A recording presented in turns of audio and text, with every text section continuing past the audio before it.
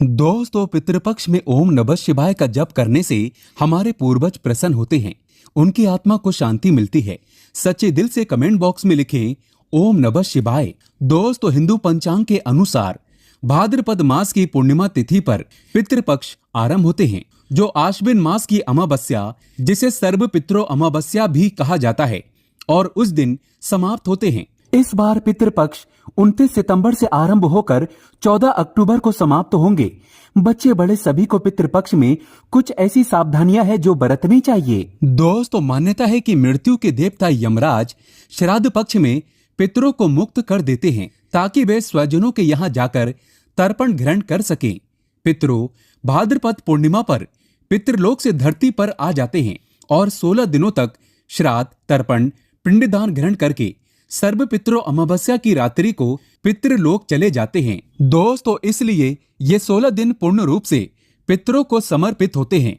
इन 16 दिनों में पितरों की आत्मा की शांति के लिए पिंडदान, श्राद्ध, तर्पण कर्म किए जाते हैं। पितरों के लिए श्रद्धा से कुछ समर्पित करना ही श्राद्ध कहलाता है। ये 16 दिन पितरों को प्रसन्न कर पितरों की कृपा प्राप्त करने के लिए बहुत ही खास माने जाते हैं। दोस्तों, जैसा कि आप सभी जानते हैं कि पितृपक्ष के दौरान कोई भी शुभ और मांगलिक कार्य नहीं किए जाते हैं। शास्त्रों में पितृपक्ष के कई नियम बताए गए हैं। अगर उन नियमों का पालन न किया जाए तो इससे पितृदोष लगता है, पितृदेव नाराज हो जाते हैं।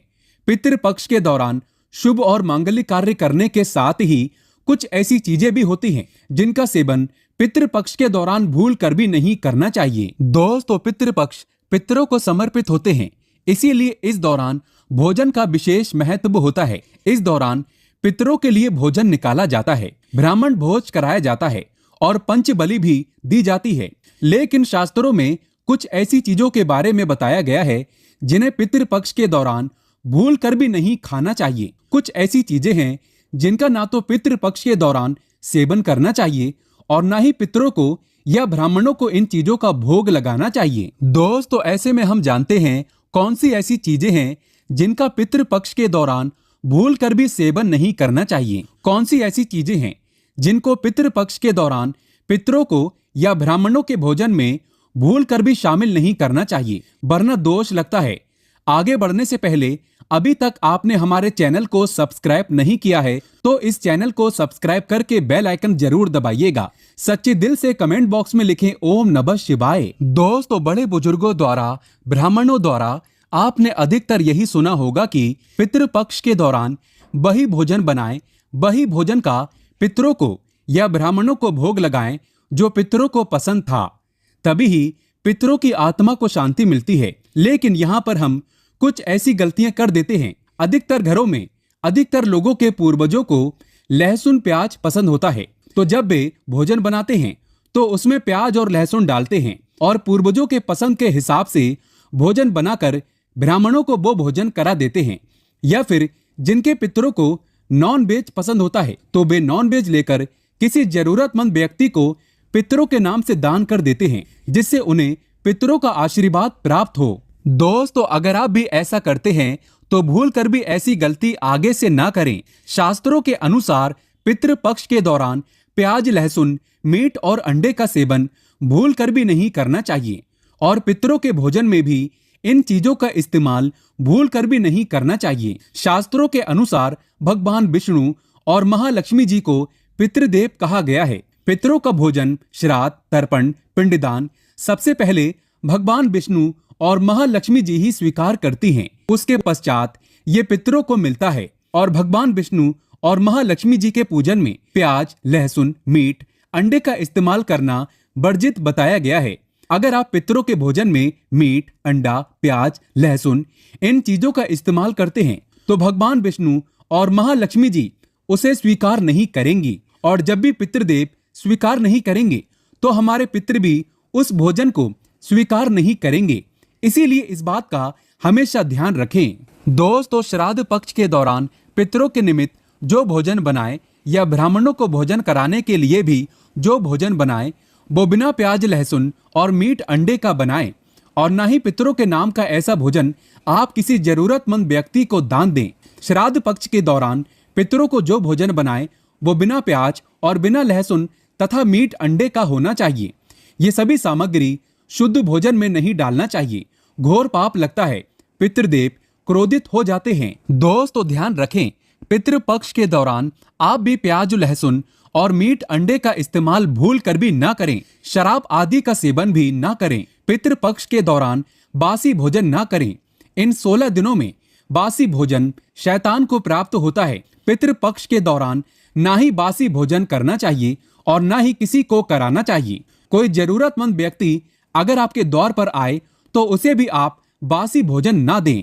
शास्त्रों में बताया गया है कि पितृपक्ष के दौरान पितृ किसी भी रूप में द्वार पर आ जाते हैं और अगर ऐसे में आप पितरों को बासी भोजन दे देंगे तो इससे आपको पितृदोष लगेगा। इसीलिए इस बात का विशेष ध्यान रखें, ना तो आप बासी भोजन करें और ना ही किसी को दें। दोस्तों पितृपक्ष के दौरान अपने खुद के लिए वस्त्र नहीं खरीदना चाहिए। इन 16 दिनों में आप वस्त्रों का दान कर सकते हैं, पर अपने लिए कभी वस्त्र ना खरीदें। इस दिन नए वस्त्र खरीदना अशुभ माना जाता है। पितृपक्ष के दौरान पति पत्नी को दूरी बनाकर रहना चाहिए, क्योंकि इस दौरान हमारे पितृदेव हमारे घर के अंदर ही हमारे आसपास मौजूद रहते हैं और अगर आप ऐसा करेंगे तो हमारे पितृ नाराज होकर चले जाएंगे। पितृपक्ष के दौरान घर में रोना नहीं चाहिए, इससे भी पितृदोष लगता है। इन 16 दिनों के अंदर खुशी खुशी पितरों का स्वागत करना चाहिए, उनका आशीर्वाद प्राप्त करना चाहिए। दोस्तों पितृपक्ष में पितरों का भोजन बनाते समय भोजन में चावल, दाल या रोटी ना बनाएं। पितरों के लिए सदैव पक्का भोजन जैसे कि पूड़ी, कचौड़ी, पराठे इत्यादि आदि बनाए जाते हैं। हलवा पूरी बनाए जाते हैं, खीर आदि बनाई जाती है। पितरों को खीर बहुत पसंद आती है। खीर खाकर हमारे पितृ हमें ढेरों आशीर्वाद देते हैं। पितृपक्ष के दौरान आप स्वयं दाल, चावल, रोटी आदि खा सकते हैं, पर पितरों को ये चीजें ना दें। लेकिन याद रहे, पितरों को जो भोजन बनाएं, ब्राह्मणों को जो भोजन कराएं, वो पक्का ही बनाएं। जैसे कि खीर पूड़ी, मूंग दाल की कचौड़ी, दही जलेबी, इन चीजों को आप बना सकते हैं। लेकिन याद रहे, पितृपक्ष के दौरान घर में मसूर की दाल नहीं खानी चाहिए। शास्त्रों में इसे वर्जित बताया गया है। दोस्तों मसूर की दाल के अलावा पितृपक्ष के दौरान काले नमक, काले जीरे का सेवन भी नहीं करना चाहिए और न ही ब्राह्मण भोजन में इन चीजों को शामिल करना चाहिए। पितृपक्ष के दौरान मूली, लौकी, खीरा और सरसों का साग ना तो खाया जाता है और ना ही खिलाया जाता है। श्राद्ध पक्ष में इन चीजों को खाना और खिलाना दोनों ही वर्जित होता है। श्राद्ध पक्ष के दौरान पितरों के भोजन में नींबू नहीं डाला जाता।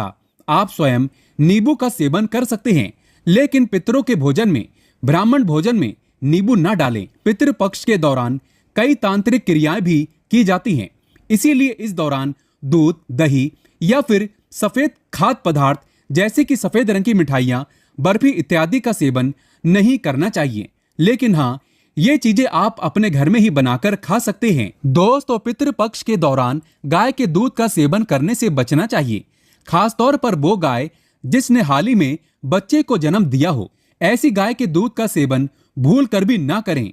पितृपक्ष के दौरान खीर अवश्य ही बनाई जाती है और खीर का पितरों को, ब्राह्मणों को भोग लगाया जाता है।